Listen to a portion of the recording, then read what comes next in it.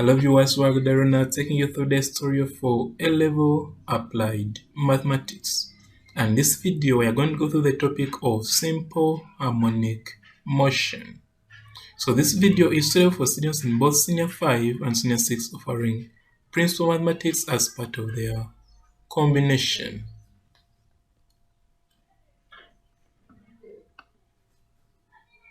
So before we start, let's first look at the course outline of this paper. So math part 2 is divided into 3 parts. There's statistics and probability, numerical methods, and mechanics. So these other 3 parts are subdivisions of mechanics. So what is ticked is available on this platform, and what is not yet ticked will be uploaded with time. So today we are going to go through the topic of simple harmonic motion.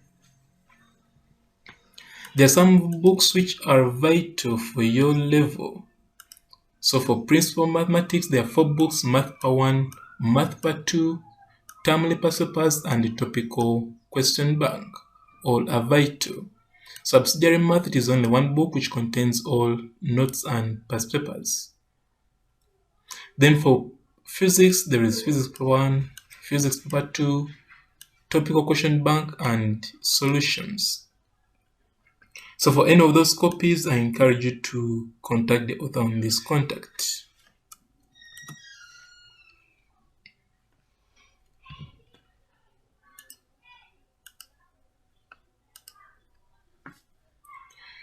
So now we shall start our topic, simple harmonic motion.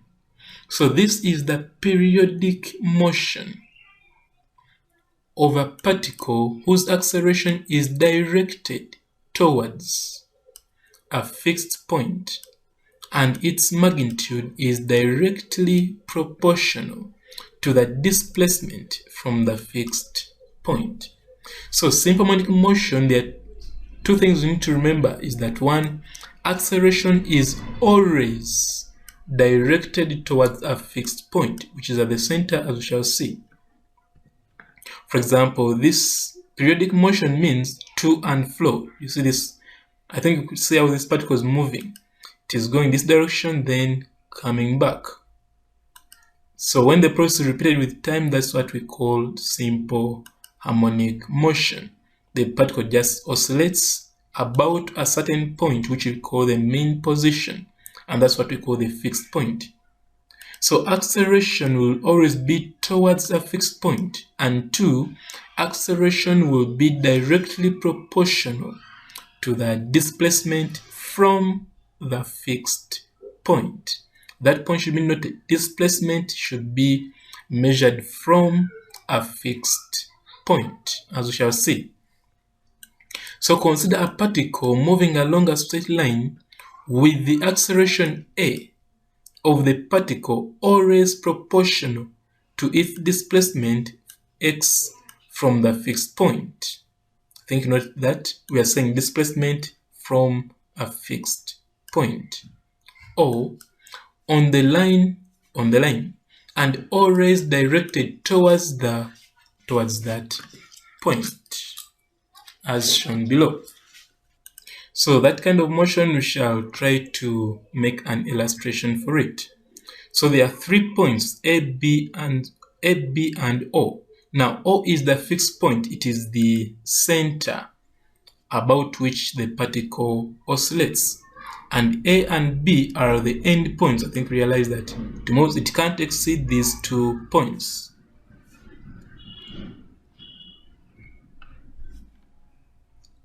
Now the distance, this O is the midpoint of the whole of this distance. So the half of the whole of that distance is what we call amplitude R. So we should note R to mean amplitude.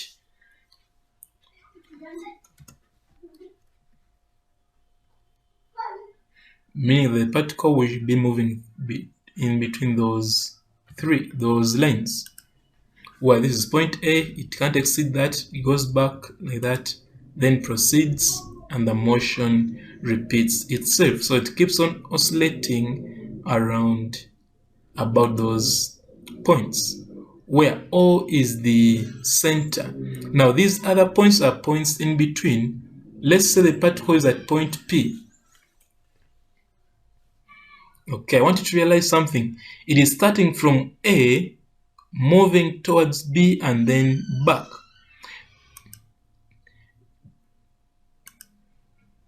So it is starting from this point A, moving this side up to, let's say, point B, point P. But the funny thing is that the displacement we are measuring is not from A to P. It is from P to O. That is very, very vital. So displacement must always be measured from a fixed point. Because in the previous topic of linear motion, the displacement will be measured from starting point to end point. But in simple harmonic motion, it is somehow different. Now, let's say that it will be the velocity, part of the point with the velocity that, and also with an acceleration. Now, acceleration must always point towards this fixed point. Now, another funny thing will be when it crosses this mean position and goes this side. Do you know what will happen? Let us see. Let's pick a point Q. From point Q, it has moved from here to here. That will be now the displacement. But what about acceleration? Something funny will happen on the acceleration. Velocity is okay because for it shows the direction of motion. But acceleration will change. Why? Because it must obey this rule that acceleration is always directed towards a fixed point. Now, when it crosses this fixed point and goes this side, acceleration must change direction so that it points towards this point. So there are two things I wanted you to remember. One, a displacement is measured from a fixed point. And two, acceleration is always directed from towards a fixed point. Then velocity shows the direction of motion. Okay, so let's outline what we have been talking about. One shall say, from the diagram, the direction of velocity v shows the direction of motion. I think I've told you that. And the direction of acceleration a is always towards a fixed point. That is point number one. Point number two, the fixed point O has other names based on the textbooks you have. Some books call it equilibrium position, others call it mean position, others call it rest position, and others call it midpoint. So if you see any of these words, it means they're implying to this fixed point O. Another point to note is that since acceleration is directed towards O, the velocity of the particle will decrease as the particle approaches B. So this explains why, let's go back to this.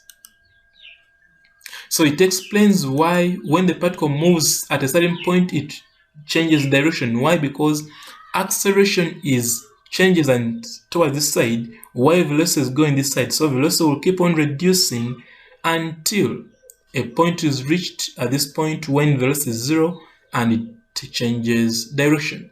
So it is somehow similar to vertical motion under gravity, whereby a ball is thrown up, it moves up, and somewhere it is momentarily at rest, then it goes back downwards.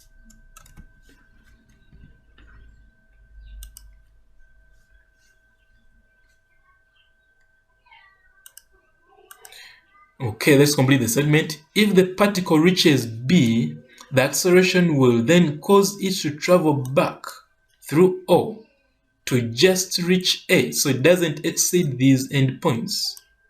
The process continues, causing the particle to continue oscillating about O. Another point to note is that at the end points A and B, the velocity of the particle is 0. So velocity at A is 0, velocity at B is 0, while acceleration is maximum. What about at the fixed point? So at the fixed point O, the acceleration is 0, but velocity is maximum. Hope you have known the difference. At the end points, it is velocity which is 0 and acceleration is maximum. At the mean point, it is acceleration which is 0 and velocity is maximum. All these points are worth noting. We shall see how important they are when we begin the calculations. Then you also talk about this distance. AO and OB are known as amplitude. So in this video, we shall use R to denote amplitude. Other books use capital A. It is okay. Another point to note is that a particle completes one cycle in traveling from A to B and back to A.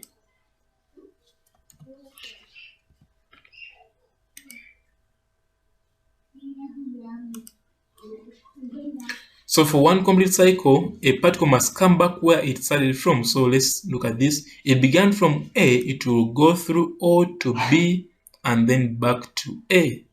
That is called one complete cycle. Now, how many amplitudes are there? Let's note 1, 2, 3, 4. So there are 4 amplitudes. Why? Because it first moves from here to here, that is one amplitude. Then from here to here, those are 2 amplitudes. And then backwards, from here to here, 3 amplitudes. From here to here, 4 amplitudes. So do you know what that means? Now, another thing for simple harmonic motion is that the time taken in between these amplitudes is always the same. So the time taken to move one cycle is equal to 4 times the time taken to cover one amplitude. So from here to here, if it is t, even from here to here must be t, because they are all amplitudes. That is simple harmonic motion. Then from here to here, that is another t. From here to here, that is another t. So that means that capital T will be equal to 4 small t, where small t is the time taken to cover one amplitude. So let's come and note that down as a point. That helps us to talk about now the period which I already explained, is that time taken to cover one cycle is known as period, denoted by capital T. And since one cycle has 4 amplitudes, it implies that the time taken to cover one amplitude is a quarter of the period. So in summary, the motion of this type is what we call simple harmonic motion. So simple harmonic motion must be one periodic, moving to and flow about a fixed point. 2, acceleration directed towards a fixed point. Okay, and 3, displacement measured from a fixed point always. And 4, acceleration directly proportional to the displacement from a fixed point. So don't always remember those points. We are going to see how vital they are. Now, this question can be answered based on what we have so far learned. Let's see how. So question 1 came from UNEB 2020, paper 2, question 8, and says, a particle moving with simple harmonic motion travels from a point x meters from the center. So each time they give you displacement, always find out where is it measured from.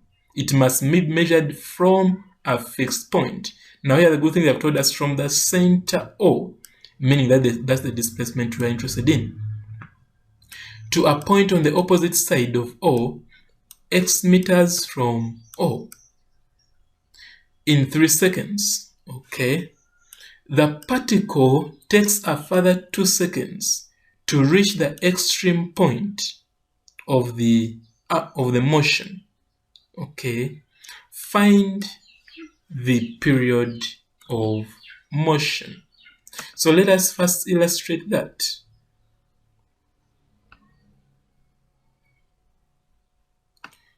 So these are the endpoints from A to B, and this is the center.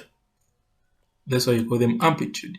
But they told us it starts moving from a point which is x meters from the center. So let's first look at that point where it starts moving from. That is point P, which is x meters from the center. From that point to another point on the other side, which is also x meters from the center. In other words, from P to Q. So from P to Q, they have told us it is 3 seconds. Okay, then they have told us that the particle takes further 2 seconds to reach the extreme point. From here, T is 2. Okay, now the question is, find the period of motion.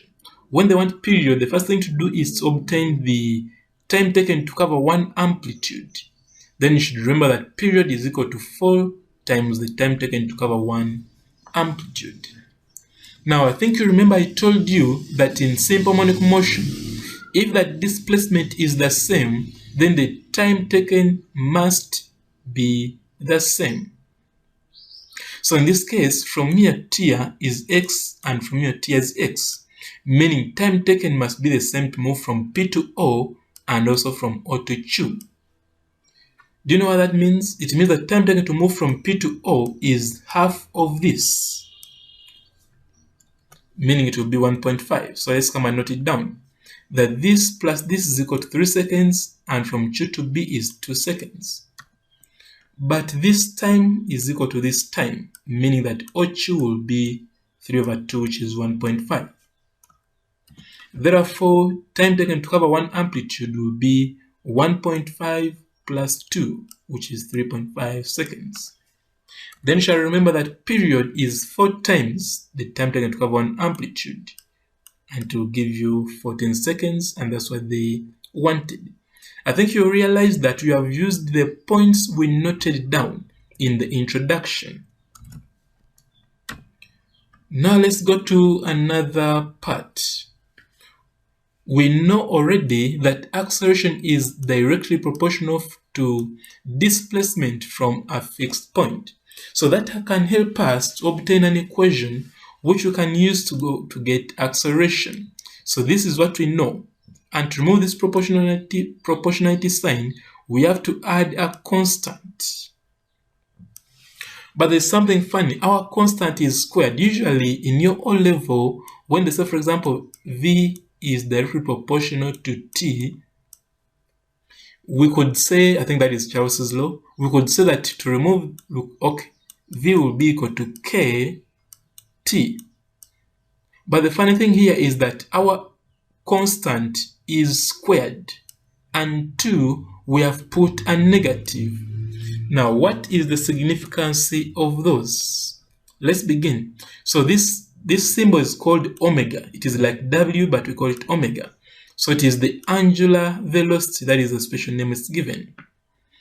And its unit is radians per second.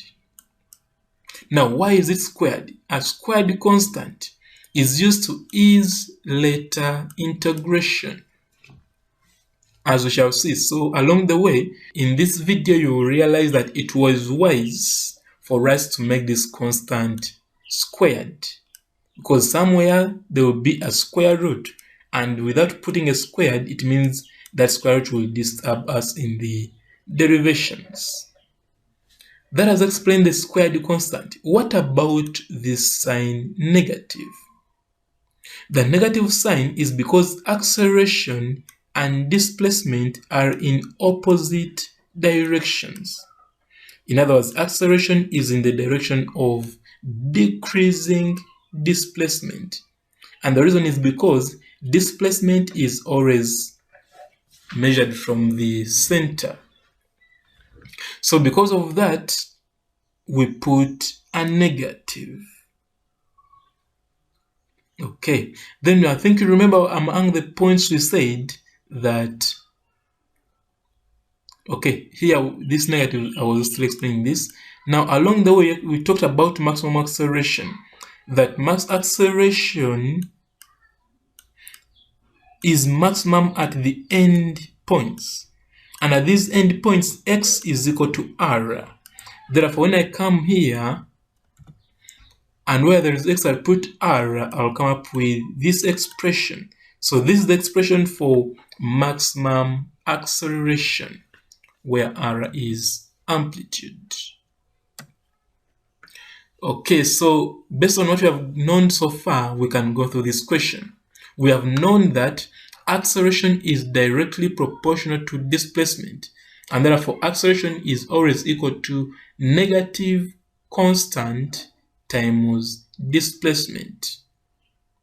Okay, so with that knowledge, let's see if we can do this question. Question 1 came from UNEB 2009 paper 2 question 8, and it says the velocity of a particle at any time is given by this equation. Okay, part A, find the expression for the displacement x at any time given that x is equal to 0 when time is equal to 0. Okay, then part B, show that the motion of the particle is simple harmonic motion. So let's begin with part A. Part A, I think you remember, if I'm given displacement and I want the velocity, I differentiate, I get ds dt. Then from velocity to acceleration, I also differentiate. But the other way around, I have to integrate. So if I'm given acceleration and they want velocity, I integrate. If I'm given velocity and they want displacement, I also integrate. Now, based on this question in part A, I was given velocity and they want displacement, meaning I have to integrate. So I'll come and say that x is equal to the integral of velocity with respect to t. Substitute for v. Then start integrating. When I integrate this, I come up with this. Integrate this, I come up with this. I think you have already gone through the video for derivative of trigonometric functions. That's the knowledge you are using to integrate. Then you simplify. And don't forget the constant of integration. Now, for you to eliminate that constant of integration, you have to use the initial conditions given. They have told us that when t is 0, x is 0. So I'll come and substitute. Where there is x, I'll put 0, and where there is t, I'll put 0. Implying that amplitude of the particle is also 0. So come and substitute. So what I have done, I've put here 0, put here 0, put here 0. So what will remain? This x is equal to 0, I'll remain with 0. Here, cos 0 is 1, so I'll remain with a times 1. Then here, sine 0 is 0, so I'll remain with b times 0. Then plus c. Let's try to compare with what we have. What we have, okay, it is 0 equal to 0 times 1 plus 0 times 0 plus c. Okay, now let us, on this one, let us use this here. What they told us that amplitude of the particle is also 0. So a is equal to b and is equal to 0.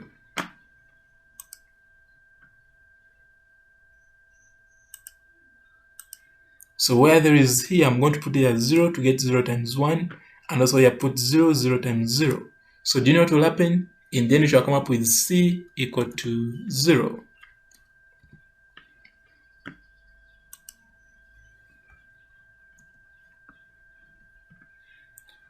Therefore, x, that is the expression for the displacement. Then part B, they wanted you to show that the motion is simple harmonic. When they say that motion is simple harmonic, you must show that this acceleration is directly proportional to displacement. Now, how can we get acceleration? We know that from velocity to acceleration, I differentiate.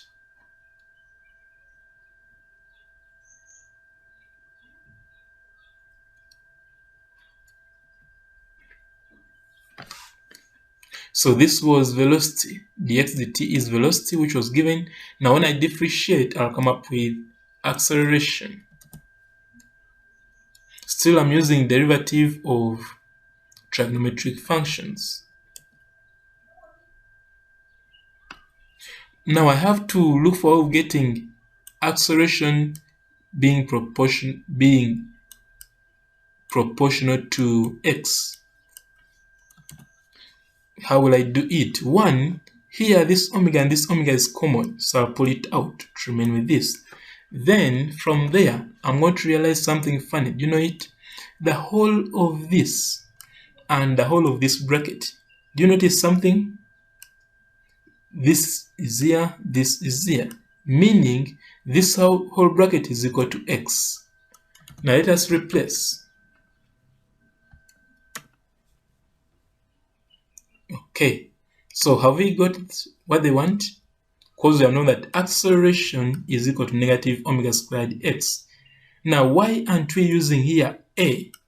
It is because in the question there was already small a. Now, using denoting acceleration to mean to write it as a will be violating the rules of math, because we are using one letter to mean two different things.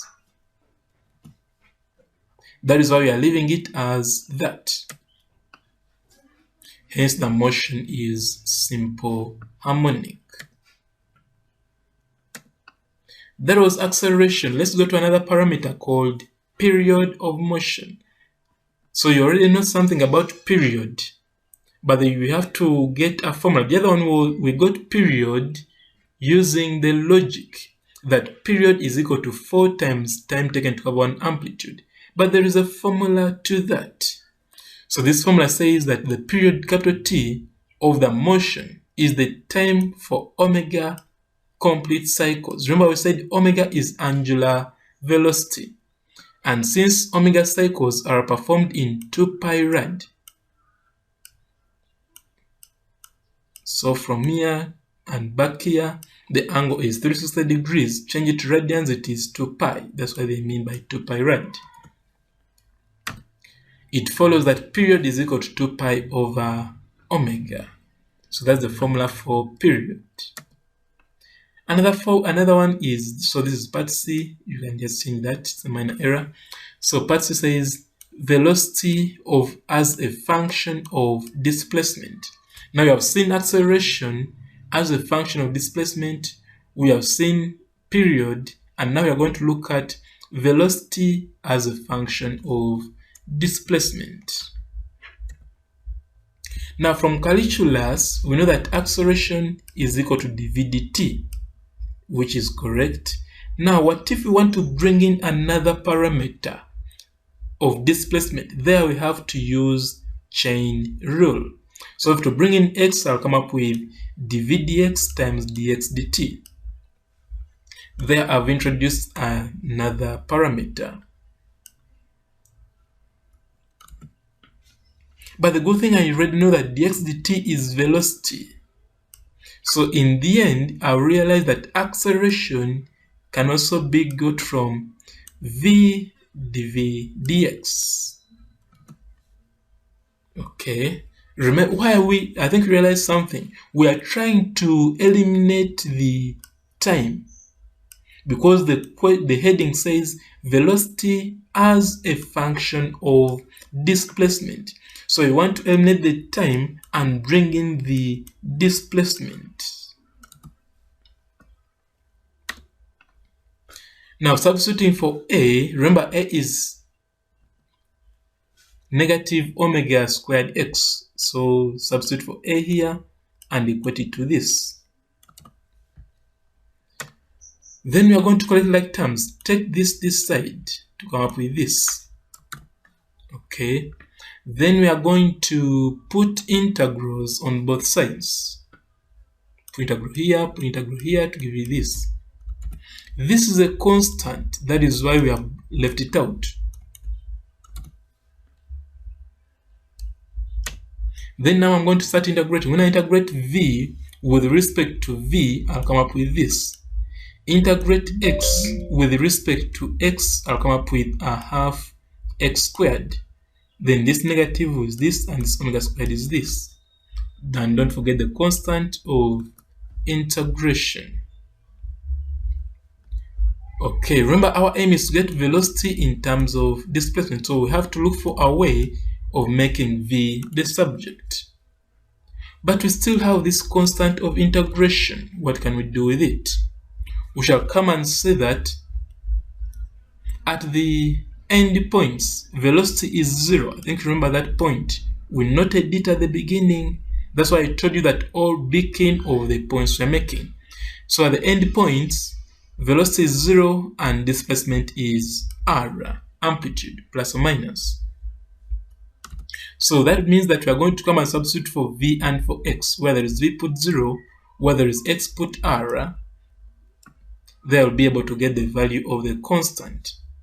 Now that I've got the value of constant, I'll come and replace it here. Let's do that.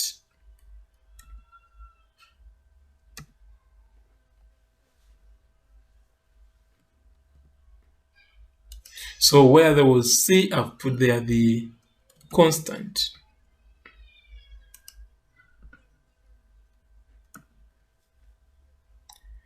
Then you realize that this a half is common throughout. So this a half, this a half, this a half. When it goes away, you come up with this. Okay. Then you realize that this and this are common. Can we factorize it out? Of course. So when you factorize it out, you shall come up with v squared equal to omega squared in brackets r squared minus x squared. So that is the formula for velocity as a function of displacement. And it is very vital. Let's see, we are going to see how to use it. But let's talk about maximum velocity. We already know that velocity is maximum at the center or at the fixed point. And at the fixed point, displacement is 0. Therefore, come and substitute 0 here, you'll be able to get the maximum velocity. So maximum velocity is omega r. Okay, now with that knowledge, we can now try out these questions.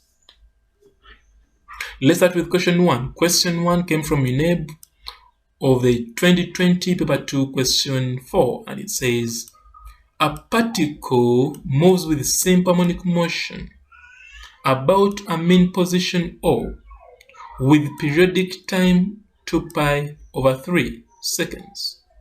Okay, when the particle is 0.8 meters from one extreme end, I want you to be keen with that. Remember, our displacement we use in the formula must be from a fixed point. But now here, the displacement they have given us, they said from one extreme end. Okay, its speed is 3.6 meters per second. Determine the amplitude of the motion. So 1, we know that period is 2 pi over omega. So this and this can cancel to remain with omega equal to 3. Then we shall quote the formula and we can now substitute. Now the question is, where is this coming from? It is all because the displacement which was given was from the extreme end. So let's try to illustrate something here. This is O, and this is the extreme end. And this distance is R. Okay, a particle is at this point. But they've told us the displacement from the extreme end is 0.8. Okay, But in our formula, the x we use must be from the fixed point. So the displacement we are supposed to use is from here up to here, which is x. Now the question is, what is x? X will be this minus 0.8, and that is where this is coming from. So always be keen on the displacement given. In this year, that is where the trick was. Now that I've known that trick, next is to use the algebra we know to make R the subject. Let us start. One, we are going to expand. Open this bracket to give you this. Then this one is going to go this side to come up with this. Okay.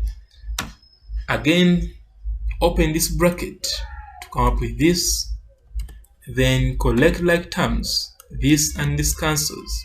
This one goes this side to give you this, and remain with here to give you that. Then divide both sides by 1.6 to come up with R, and that will be the amplitude. Okay, so now we shall go to question 2. Question 2 came from UNEB for the year 2019, paper 2, question 8, and says, a particle is moving with simple harmonic motion. Okay, when the particle is 15 meters from the equilibrium, it's, note this word, 15 meters from equilibrium. So that displacement is okay because it is measured from the center. Its velocity is 6 meters per second. When the particle is 13 meters from the equilibrium, its speed is 9 meters per second. Find the amplitude of the motion. So now we shall come and quote the formula, then we substitute for the different cases. One, we know that when x is 15, velocity is 6. So come and substitute in this formula, velocity x, call it equation 1. Then 2, when x is 13, velocity is 9. So still come and substitute in this formula, velocity x. Those are two equations and we have two unknowns, so we can solve them. The best one can say, let me make here this the subject and substitute here, it is okay. But the easiest one would be dividing the two equations so that omega can cancel out immediately. So here omega will cancel. Then we can say that this is equal to this. Then here I will remain with this as the numerator and this as the denominator. Cross multiply, collect like terms, simplify and get the value of R. And that's what they wanted. Question 3 came from UNEB for the year 1993, paper 2, question 5a, and says, a particle moving with simple harmonic motion has speeds 6 meters per second and 8 meters per second at distances 8, 16 meters and 12 meters respectively from its equilibrium position. So this statement is very vital, meaning that these are the x. Find amplitude and the period of the motion. So we shall quote the formula, then we shall go look at the different cases. When x velocity is that, x is that. So come and substitute for v and for x. Then also when velocity is this, x is this. So substitute. Then you can go through the same procedure as we went through before. Divide the two equations, cross multiply, open brackets. Okay, before I open brackets, I wanted here to simplify. So when I divide through by 4, divide by 4, you come up with this. Divide by 4, come up with this. Then now I can open brackets, collect like terms, simplify, and get the amplitude. That is the amplitude, but they also wanted period. So I have to get the omega. So from equation 1, I come up with substitute for x and for r, then get omega. So omega is that, meaning I can now get the period. And that's what they wanted. Question 4 came from UNEB 2005 Part 2 Question 1, and it says, a particle moves in a straight line with simple harmonic motion of period 5 seconds. The greatest speed is 4 meters per second. Find Roman 1 the amplitude, Roman 2 the speed when it is 6 over pi meters from the center.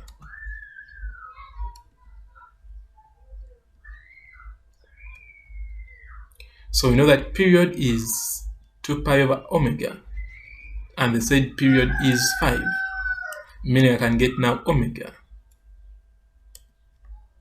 Then maximum velocity, here they told us greatest speed, that's why we're using Vmax. Greatest speed is omega r, we know that. So substitute for maximum velocity and for omega, then get r.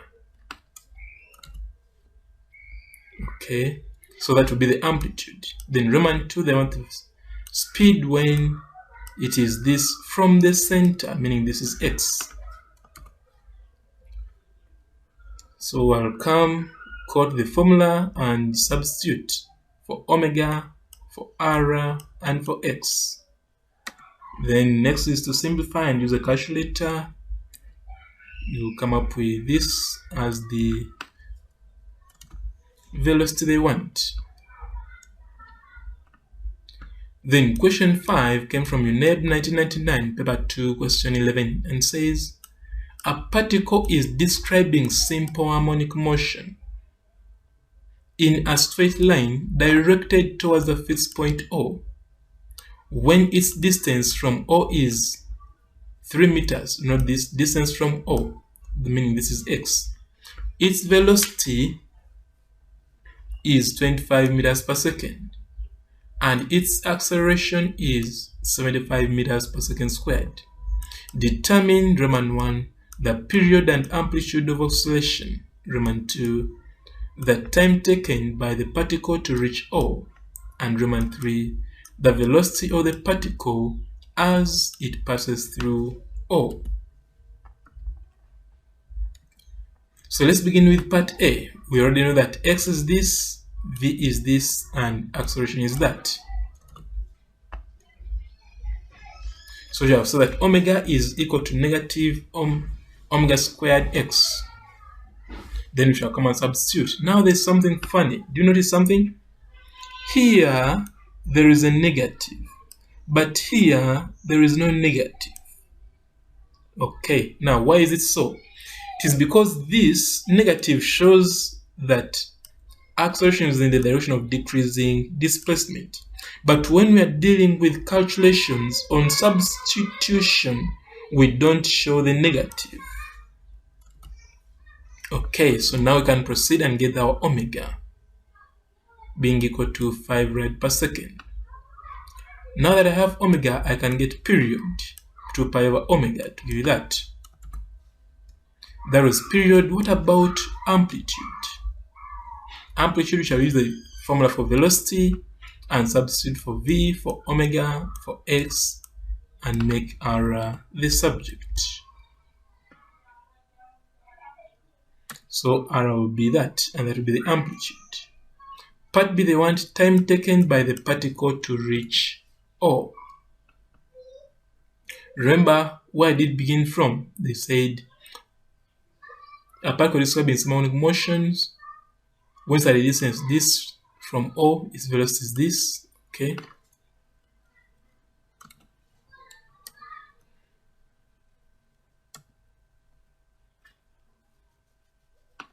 So one we know that time taken to cover one amplitude is a quarter period, which is that. Merely time taken to move from the end point to O is equal to time taken to cover one amplitude. Then part C, velocity of the particle as it passes through O. When it passes through O, velocity is maximum, so it will be omega r. So omega r to give you the velocity, and that's what they wanted.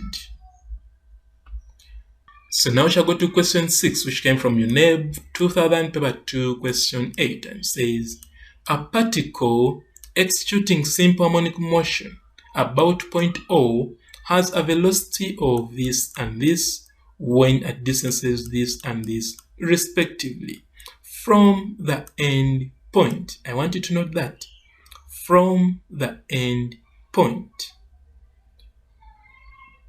Okay. Find the amplitude of the motion. So if you are to illustrate it, those are the endpoints. Sorry, this is the fixed point O, and this is the end point. So at point A, it has this velocity,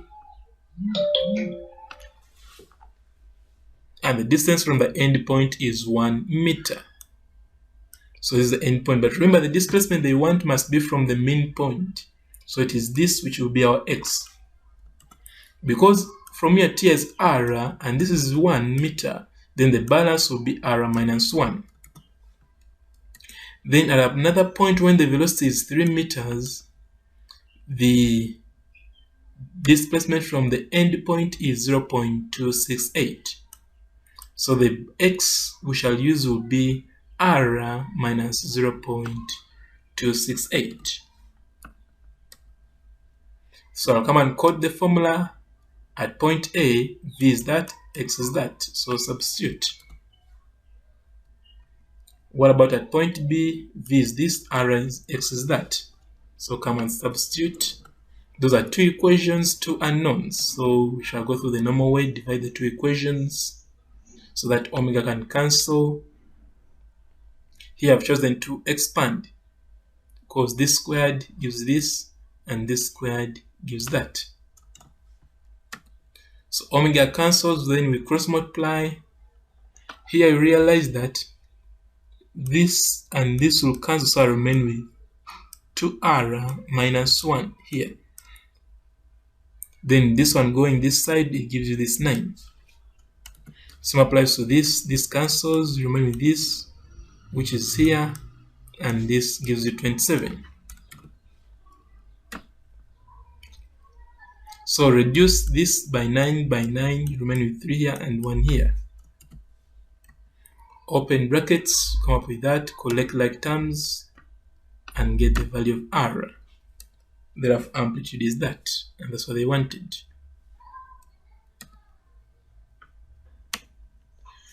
So that was velocity as a function of displacement. Now next will be displacement as a function of time. Now you're already seeing that from the previous one, v is that. Mean that when I make it v the subject, I put square root to come up with plus or minus that. So this is where you will realize that it was better for us to make a constant with a square because there is now a square root. Imagine here there was just a constant without a square. Do you know the problems will be in? Okay, now taking the positive square root, positive root, we come up with that. So v is dx dt. Then here, this one gives you omega, and the square root is only on this.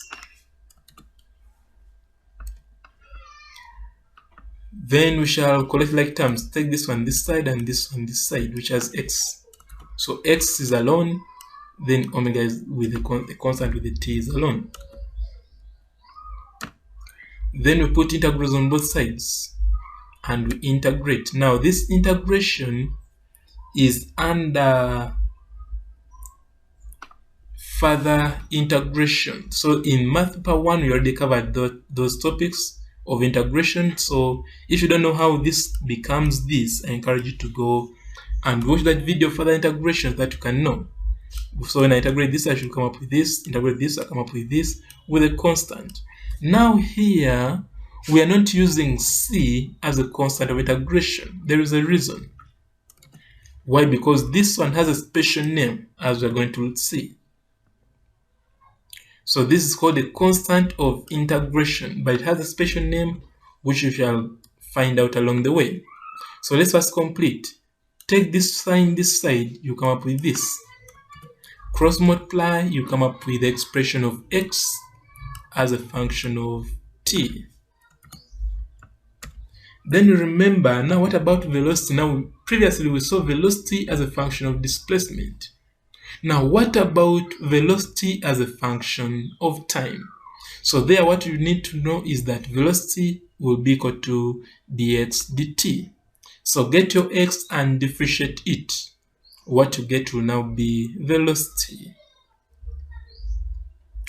Okay, then next will be phase angle.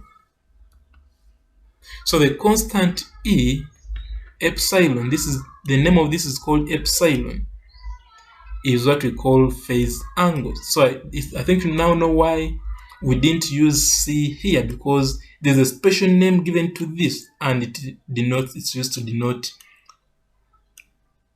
phase angle. So it depends on this phase angle depends on the position of the particle when timing commences. So those who do physics, I think they know this one better. But for us, the little we need to know about phase angle is that it depends on the position of the particle when timing commences. Now, how vital is this information? So let's see how vital is that information, because it is vital because there are two cases of this simple harmonic motion. Now at the beginning of the video, what I showed you was just one case. When the particle begins from the end point, it moves this side, reaches here, and then comes back to complete a cycle. That is one case. But what if the particle instead begins from the mean position? It can begin from the mean position, go this side, okay, come back through the mean position, go this side, but that is not one cycle already. To complete a cycle, it has to go back to the mean position. Those two kinds of motion are different. Why? Because they each started from a different position. The first one began from the end point. The second one began from the mean point. Now it is the phase angle which will help us to come up with a formula to use for each case. So let's begin with case 1. Case 1 says when the particle starts from the mean position and moves towards one of the end points, it implies that, what does it imply? It means that initially the x is 0. Why? Because at this point displacement is 0 and t is 0. So do you know what that means? We shall go back to our formula we derived. Then we substitute for x and for t. So here when I put t, I remain with only epsilon. Meaning that you take this r this side, I'll come up with this. Therefore, what is the value of my epsilon? Epsilon is 0.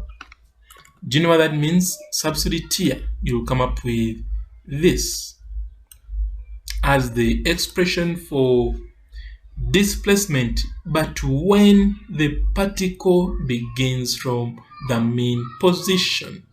Okay, now previously we were dealing where the question was the displacement given, where is it measured from? Okay, but now we are going to add on another question, is that each time they give you a simple harmonic motion, find out, did it begin from the center or from the end point? So this case 1, it began from the center, and when it begins from the center, this is what you should use. You use this for displacement and this for velocity. Remember, velocity is got by differentiating displacement. So how did I get this? I just differentiated this. Okay, what about case 2? The second case is when the particle starts from one of the endpoints and moves towards the center. Do you know what that means? It implies that initially the displacement was r. and the time was 0. Okay, so come at the general equation which we derived and then substitute for x and for t. So when I put x here, I'll come up with this, and here it is 0, so I remain with only epsilon. Then take this side, you realize that epsilon, sine epsilon is equal to 1. Then arc sine 1 gives you pi over 2. Now, another thing is that in simple harmonic motion, we use radians. Each time you see trig in simple harmonic motion, remember to set your calculator to radian mode. So if I don't set the calculator to radian mode, arc sine 1 would give me 90. But that 90 is in degrees, so that would be wrong. Hours should be in radians. Now let me substitute this one here and see what I get. So when I substitute, I'll come up with this. And from the knowledge of trigonometry, this sine of this angle, if there is plus pi over 2, it becomes this. So to know, if you want to derive it, the hint I could give you is compound angle formula, where they give you sine A plus B, what is it equal to? So realize that you come up with this. Then this one is easier because to get it, you differentiate this to get that. Now still here, there is a negative. But when you are calculating, in calculations, on substitution, you ignore the negative, as we did for acceleration. So those are the two cases. How different are they? Let's start. Look at this. For when it begins from the mean position, it is the displacement is the one which has sine, and the velocity is the one which has cos. But when it begins from the end point, it is now the vice versa. It is now displacement which has cos and velocity has sine. So always remember that. Now with that, we can go through these questions. Okay, so question 1. Question 1 came from UNEB 2004, paper 2, question 1, and it says, a particle is performing simple harmonic motion with center O, amplitude 6 meters, and period 2 pi. Okay, points B and C lie between O and A, with OB equal to 1 meter, OC equal to 3 meters, and OA equal to 6 meters. Okay, find the least time taken while traveling from A to B, and part B from A to C. So now here I want you to realize something. Amplitude is 6 meters. Okay, and also OA is 6 meters. Do you know what that means? It means OA is equal to 1 amplitude. And because O is the center, then A will be an end point. Okay, so we shall begin with part A, make an illustration. So we shall come and we are going to just expand one amplitude, OA, whereby B is, they told us OB is 1 meter.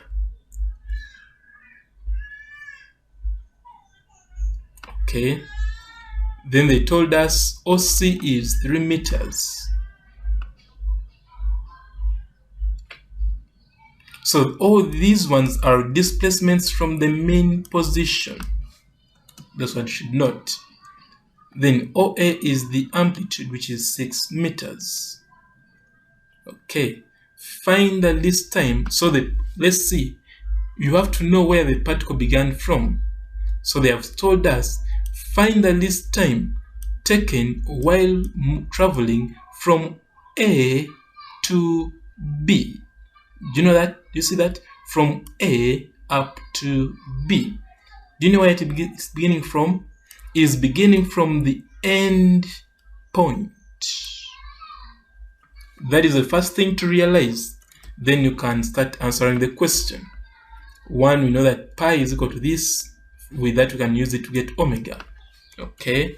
Then we know that for motion at B, x is equal to this. Why? Because when t is 0, x is equal to r. So for displacement, there should be cos here.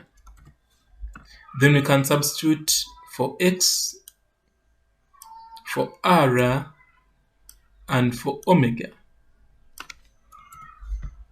Then I can use a calculator to get the value. You should remember that the calculator should be in radian mode. Okay, that is from A to B. Then for A to C, from here, it implies the displacement is 3, but the rest is the same. So I'll come, quote the formula, substitute, simplify, and get the value. So this will be the time taken. And that's what they wanted. So calculator should be in radians. Don't forget that.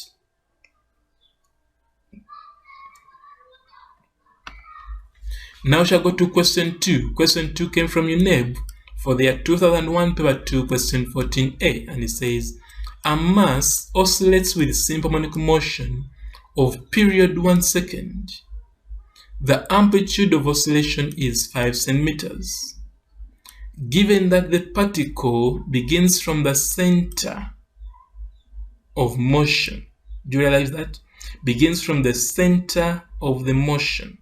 State the relationship between displacement of the mass at any time t, and hence find the first times when the mass is 3 centimeters from its end position. You see that? From its end position. Okay, so let's first make an illustration. Then you will put the amplitude, which is in meters. Then we shall put a point which is 3 centimeters from the end position, implying that x is the remainder. Then also on the other side,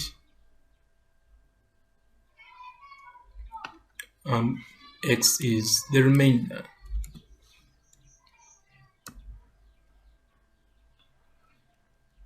Okay, so now we can come and say that period is 1 second, meaning I can get omega.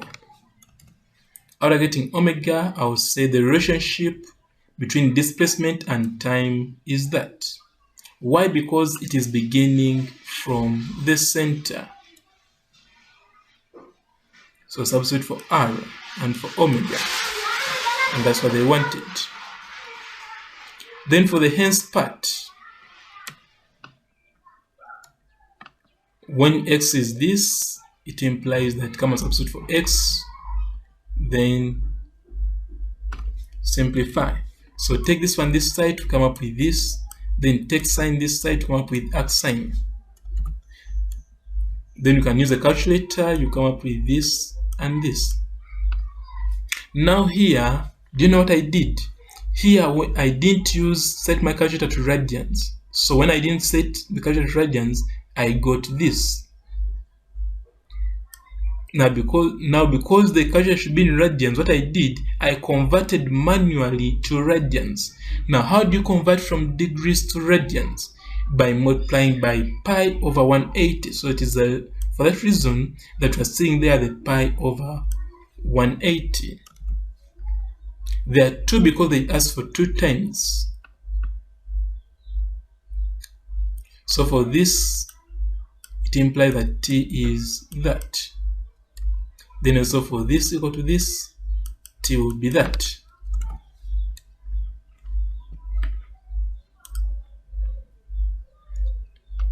And that's what they wanted, first times. Then question 3 came from UNEB 2016, paper 2, question 16, and says, a particle of mass 2 kilograms moving with simple harmonic motion along the x-axis is attracted towards the origin by a force 32x newtons. Okay, initially the particle is at rest at x equal to 20. Find part A, the amplitude and period of oscillation, and part B, the velocity of the particle at any time t greater than 0, and 3, part C, the speed at t equal to pi over 4. So now we shall start with part A. But there's something you should realize. They told you it is at rest and at point x equal to 20. Do you know what that means? We already know that x is 0 only when at the end points, meaning that this 20 is the amplitude. Therefore, even if you just say that amplitude is 20, you'll get all the mass. But for the sake of the rest, let us go through the procedure. We shall first code the formula and then substitute for v and for x. Then we shall realize that this one cancels because 0 divided by this is 0. So we come up with this equal to 0. Then in the end we realize that R is 20. So even if you don't go through this and just quote that amplitude is this, you'll get the mass. Then they wanted period of oscillation. Period of oscillation, first of all, F is equal to MA. And we know that F is this. Then mass is that acceleration. Therefore, I can come up with A equal to negative 16x. That means that omega squared is equal to 16, implying that omega is 4 rad. Now that I have omega, I can get the period. And that's what they wanted. Part B, they wanted the velocity at any time. Now this particle began from the end point. And at the end point, I think you remember the formula to use. We use V equal to R omega sine omega t. So come and substitute for R and for omega. You'll be able to get the expression of velocity at any time t. Then part C, the speed when t is pi over 4. So shall come and substitute for t here and then use the calculator. Calculator should be in radians, so we'll come up with 0 as the speed. And that's what they wanted. Then question 4 says a particle performing simple harmonic motion passes through the mean point O and through points A and B in that order, such that OA is 10 centimeters and AB is 10 centimeters. If the speeds at A and B are this and this, respectively, calculate Roman 1, amplitude of motion, Roman 2, periodic time, and Roman 3, time taken to move from A to B directly.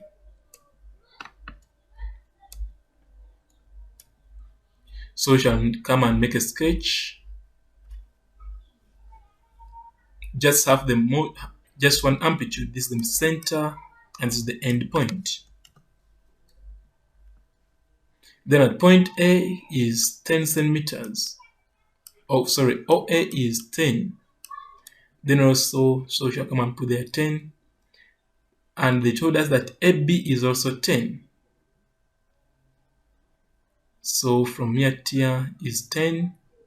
But remember, our displacement is measured from the mean point. So the distance from O will be got by adding the 2 to get 0.2 meters. And that is the amplitude. So I'll come and say that for motion OA, V is that, then you substitute and get equation 1. Then also for motion OB, we have that, substitute and get equation 2. Then we can solve those two to get the amplitude. Divide the two equations, cancel out this, reduce this, then cross multiply to get that, expand to get that, collect like terms, same, and make R the subject. Then Roman 2, that will be the amplitude. Then Roman 2, they want periodic time, meaning you have to get omega. So from equation 1, I'll come and substitute for R and then make omega the subject. Then I can get the period. Then for Roman 3, they want time taken to move from A to B, from A to B.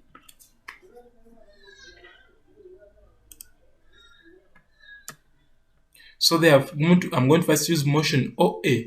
Motion OA means it began from the center. So X will be that, then substitute for X and R and omega. Then make T the subject. What about motion OB? Do the same, substitute for X, R, and omega, and make T the subject. Therefore, time taken to move from O to B is you subtract to get that. And that's what they wanted.